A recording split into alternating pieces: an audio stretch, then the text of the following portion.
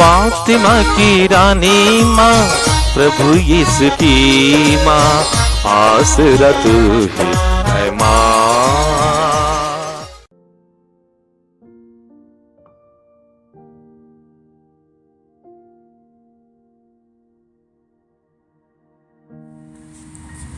पहला पाठ नबी एजेकियल का ग्रंथ, अध्याय 24, पद संख्याएं 15 से 24 तक।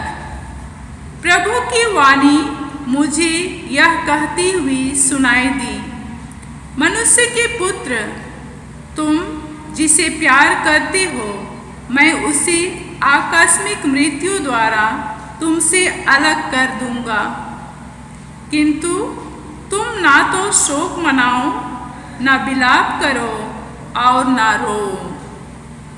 तुम अपना दुख पीकर चुप रहो और मृतक के लिए मातम मत मनाओ। तुम पगड़ी बांधो, जूते पहनो, अपना मुख मत ढको और जो रोटी लोग देने आते हैं उसे मत खाओ।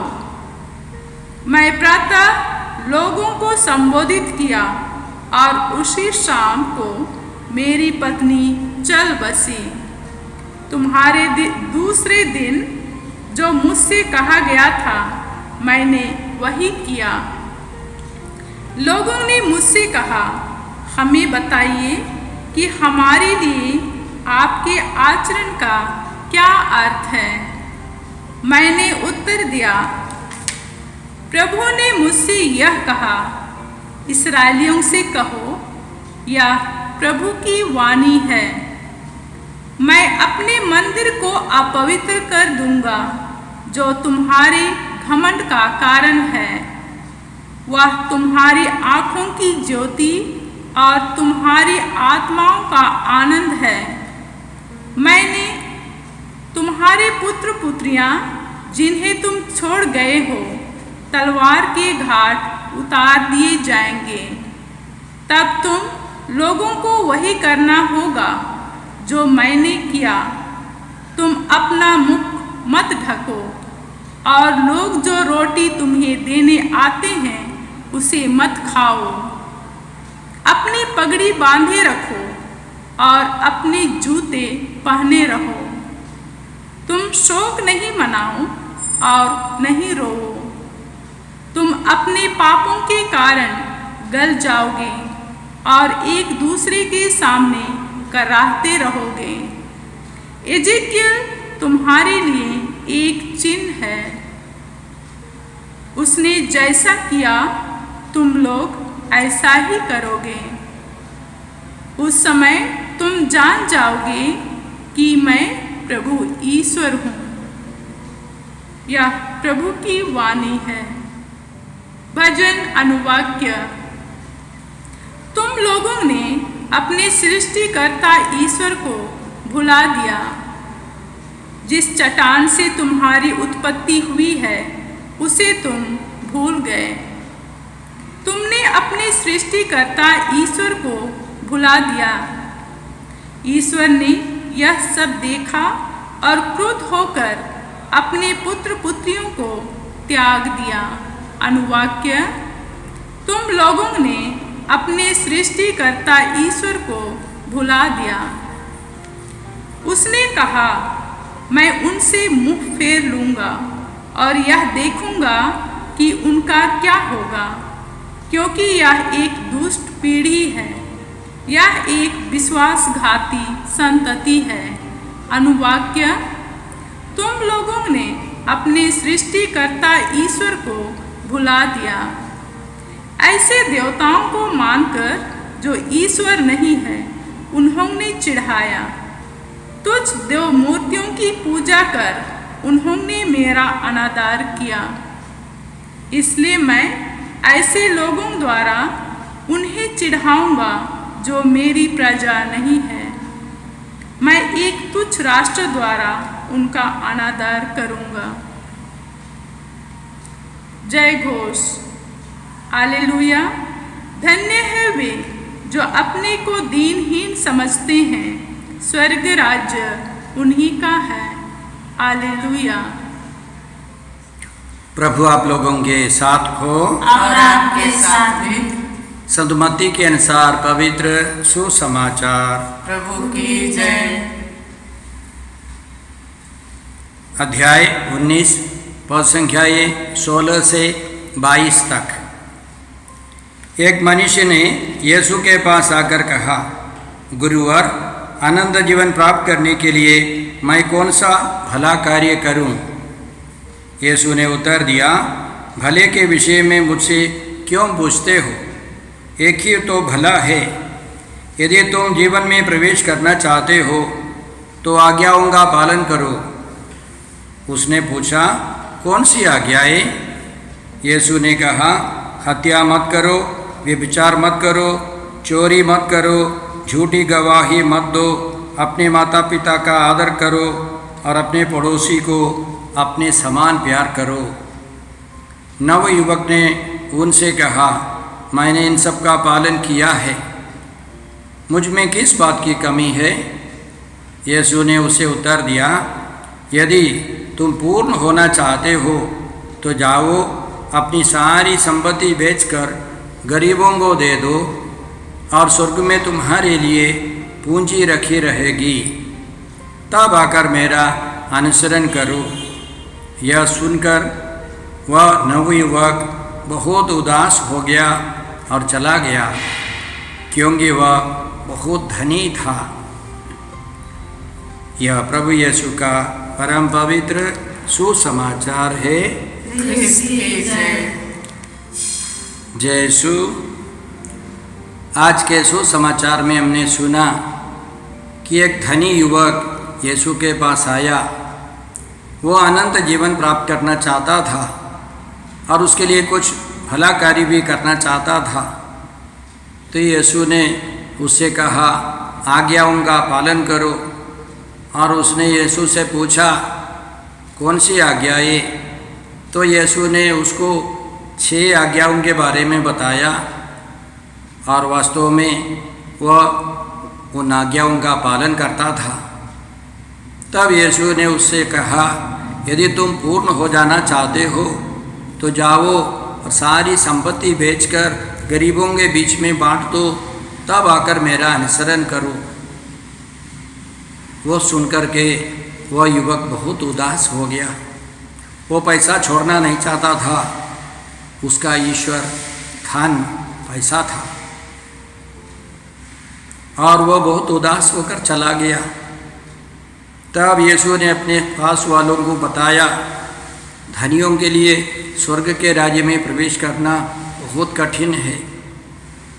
उसके आगे यीशु ने समझाया, जिसने मेरे लिए घर, भाई बहनों, माता पिता, पत्नी, बाल बच्चों अथवा खेतों को छोड़ दिया है, वो 100 गुना पाएगा और अनंत जीवन का अधिकारी बनेगा। बहुत से लोग जो अगले हैं पिछले हो जाएंगे, जो पिछले हैं अगले हो जाएंगे। यदि यह सब वह युवक सुन लेता तो शायद वह यीशु की आज्ञाओं का पालन करता, लेकिन वो चला गया। उसके बारे में हमको मालूम नहीं उसको क्या हुआ। यीशु ने इसी तरह धन के बारे में, धन के सदुपयोग के बारे में बहुत कुछ सिखाया है। बाइबल के पंडितों के अनुसार यीशु की शिक्षाओं में 1/4 धन के सदुपयोग के बारे में है। हम इनकी चर्चा बहुत कम करते हैं। हम अपने बाल बच्चों को इसके बारे में बहुत कुछ सिखाते नहीं है। चर्च में हो या परिवारों में हो, इसकी चर्चा या इसकी इन आज्ञाओं का पालन हम लोग बिरले ही करते हैं। धन के लालच में पड़कर बहुत सारे लोग बर्बाद हो जाते हैं। यीशु ने खुद कहा था, ईश्वर और धन दोनों की सेवा एक आदमी नहीं कर सकते। संत पौलुस इन सच्चाइयों को बहुत अच्छी तरह जानते थे, समझते थे, इसलिए वे इन बातों को सिखाते थे तिमथी के नाम पहले पत्र में इसी तरह हम लोग पढ़ते हैं, हम ना तो इस संसार में कुछ अपने साथ ले आए और ना यहाँ से कुछ साथ ले जा सकते हैं। यदि हमारे पास भोजन वस्त्र है तो हमें इससे संतुष्ट रहना चाहिए। जो लोग धन बटोरना चाहते हैं वे प्रलोभन और फंदे में पड़ जाते हैं और ऐसी मूर्खतापूर्ण तथा हानिकर वासनाओं के शिकार बनते हैं जो मनुष्यों के पतन और विनाश के गर्त में ढकेल देती हैं। क्योंकि धन का लालच सभी बुराइयों की जड़ है। इसी लालच में पड़कर कई लोग विश्वास के मार्ग से भटक गए और उन्होंने बहुत सी यंत्रणाएं झेली। तो सबसे पहले जो धन बटोरना चाहता है वो बहुत बड़े फंदे में फंस जाता है। धन का लालच सभी बुराइयों की जड़ है। धन नहीं, धन का लालच। पुराने व्यवस्था में हम लोग कई उदाहरण देख सकते हैं। इस्राएल में अहाब नामक एक राजा था। वह अन्य राजाओं से सबसे खराब एक राजा था। उसकी पत्नी इजेबेल और भयंकर थी और राजा के महल के पास नाबोत नामक एक व्यक्ति की दाखबारी थी। अहाब के मन में लालच आ गया कि वो उस दाखबारी को हड़प ले या खरीद ले ताकि उसमें साग सब्जी हो जाए, खेती करे। नाबोत उसके लिए तैयार नहीं था, अपनी खानदानी ज़मीन बेचने के लिए तैयार नहीं था। इजेबेल को इसके बारे में मालूम हो गया क्योंकि अहाब बहुत दुखी निराश हो गया, मानो कि उसके प्राण निकल रहे हैं। इसलिए इजेबेल ने झूठी गवाही तैयार कर झूठे केस लगाकर उस बेचारा नाबोत को मरवा डाला। ज़मीन तो उसकी होगी, अहाब की होगी, लेकिन वे दोनों राजा और रानी दोनों बुरी तरह बाद में मारे गए। इसी तरह धन का लालच बहुत बुरी आदत है, पाप की जड़ है, उसका परिणाम भयंकर है। हमारे बिहार में 2 साल पहले एक व्यक्ति एक वकील के पास गया। वो व्यक्ति धनी था, उसके गले में सोने का एक बहुत बड़ा सिकड़ था। उस वकील के 3-4 और भाई थे और उन्होंने देखा इस आदमी के गले में जो सिकड़ है वो बहुत दामी चीज़ है। दूसरी बार वो व्यक्ति फिर गया उस वकील के पास, तो उन्होंने सब मिलकर चाय में कुछ दवाई डाल दी ताकि वो आदमी बेहोश हो जाए। लेकिन क्या हुआ कि वो आदमी मर गया। सोने का सिकड़ तो उनके पास आया, अब आदमी मर गया तो क्या करे। उन लोगों ने शैतानी बुद्धि लगाकर उस व्यक्ति के हाथ पैर सिर सब काट करके किसी भारी सामान के साथ बांधकर पोखरे में भिन्न पोखरे में डाल दिया। कुछ ही दिनों के अंदर कुत्ते ने उन शरीर के भागों को जो पानी के ऊपर आया था, कुत्ते ने खाना शुरू किया। पुलिस को खबर मिली, उसके पहले पुलिस स्टेशन में खबर थी वो आदमी गायब है। उसके घर वालों ने शिकायत की थी। तुरंत उस वकील को और उनके भाइयों को पुलिस ने अरेस्ट किया और जल्दी जल्दी केस हो गया। स्पीड वाले जो अदालत में फैसला हो गया, आजीवन वे लोग जेल चले गए। धन का लालच सभी बुराइयों की जड़ है। हम लोग जानते हैं कि योदस को क्या हुआ। लालच में पड़कर उसने एक ज़मीन खरीद ली और प्रभु यीशु को बेच दिया मात्र 30 सिक्के के लिए, चांदी के 30 सिक्के के लिए। संसार के अधिपति सर्वशक्तिमान ईश्वर के पुत्र को 30 रुपये में बेच दिए। नतीजा क्या हुआ? और उसको पश्चाताप होने पर भी वो यीशु के पास नहीं गया और उसने वो अपने पैसे को सब फेंक तो दिया, लेकिन निराश होकर उसी ज़मीन पर फांसी पर चढ़कर मर गया और वो शायद रस्सी टूटकर गिर गया। संत पेतरुस हमको समझाते हैं उसकी अतरी सब बाहर आ गई। तो भाई और बहनों, हम लोग को समझना है कि इस दुनिया में हमको रहना है, हमको धन संपत्ति चाहिए। जैसे संत पौलुस हमको सिखाते हैं, यदि हमारे पास भोजन वस्त्र है तो हमें संतुष्ट रहना चाहिए। हमें अपने बाल बच्चों को, आने वाली पीढ़ियों को समझाना है, लालच सबसे बड़ी, सबसे खतरनाक जड़ है, सबसे सब बुराइयों की जड़ है। हमें लालच से दूर रहना है। इसके अलावा यीशु हमको सिखाते हैं न केवल पैसा से दूर रहना है। यीशु ने आगे समझाया था कि जिसने मेरे लिए घर, भाई बहनों, माता पिता, पत्नी, बाल बच्चों अथवा खेतों को छोड़ दिया है, वह 100 गुना पाएगा, आनंद जीवन का अधिकारी होगा। इसी अध्याय में यीशु यह सिखाते हैं। तो खेत के अलावा, घर के अलावा हमको अपने रिश्तेदारों को चढ़ाना है। हमारे माता पिता, हमारे भाई बहन, पति या पत्नी, बाल बच्चे, ये सब टिकाऊ पार्टी नहीं है।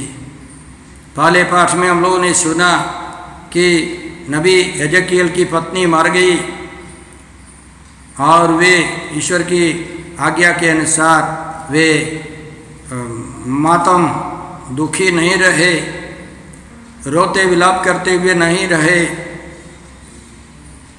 हम लोगों को भी अपने माता पिता, भाई बहनों को, रिश्तेदारों को सब प्रभु के हवाले करना है। एक दिन हमारे माता पिता चले जाएंगे, तब हमको मालूम हो जाएगा कि इस दुनिया में कोई व्यक्ति इसी तरह टिकाऊ नहीं है, अनश्वर नहीं है। हमारे माता पिता हमको प्रेम, ईश्वरीय प्रेम का एक टेस्ट देकर, एक स्वाद देकर वे सब चले जाएंगे। तब हमको एक स्वर्गीय माँ चाहिए, वह है माँ मरियम। तब हमको एक स्वर्गीय भाई चाहिए, वह है प्रभु यीशु। हमको एक स्वर्गीय मित्र चाहिए, वह है पवित्र आत्मा। हमको एक स्वर्गीय पिता चाहिए, वह है पिता ईश्वर। इसलिए हम लोग आज प्रार्थना करते हैं कि हम लोग इस दुनिया में रहते समय धन का सदुपयोग करें। वो हमारे जीवन का लक्ष्य नहीं है, हमारा जीवन का लक्ष्य ईश्वर है, ईश्वर की प्राप्ति है, स्वर्ग में हमको पहुंचना है। तो आइए हम लोग प्रार्थना करते हैं। हे अब्बा पिता, हे प्रभु यीशु, हे पवित्र आत्मा ईश्वर, इसी वक्त वचन सुनने वाले सब भाई बहनों के लिए, संसार भर के सभी लोगों के लिए हम प्रार्थना करते हैं। इस दुनिया में तूने जो कुछ हमारे लिए दिया है, यह सब तेरी संपत्ति है। इसका सदुपयोग करके हम तेरे पास पहुंच सके। हम सबों को इस दुनिया में धन के लालच से मुक्त रखें। हम यह प्रार्थना करते हैं प्रभु क्रिस्त के द्वारा। हमारे प्रभु यीशु क्रिस्त की कृपा, ईश्वर का प्रेम तथा पवित्र आत्मा का साहचर्य आप सबों को प्राप्त हो। आमीन।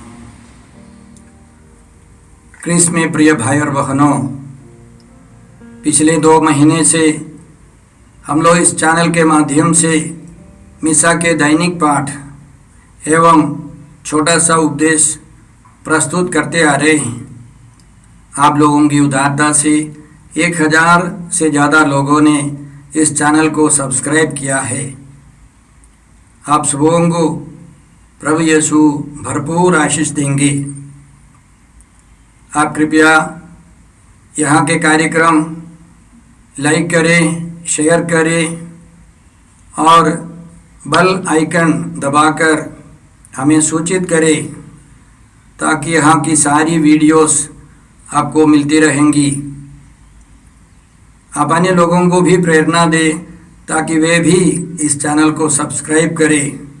प्रभु यीशु आपको और आपके परिवार को 100 गुनी आशीष देंगे। जय यीशु।